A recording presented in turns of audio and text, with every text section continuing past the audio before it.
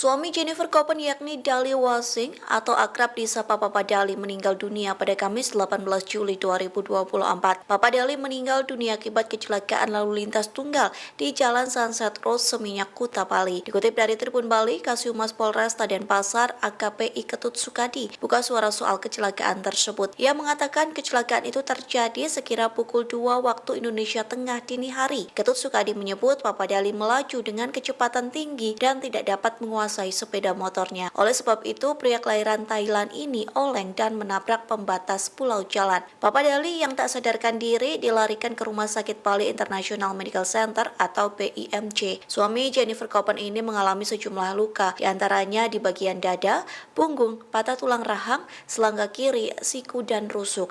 Papa Dali dinyatakan meninggal dunia di rumah sakit tersebut.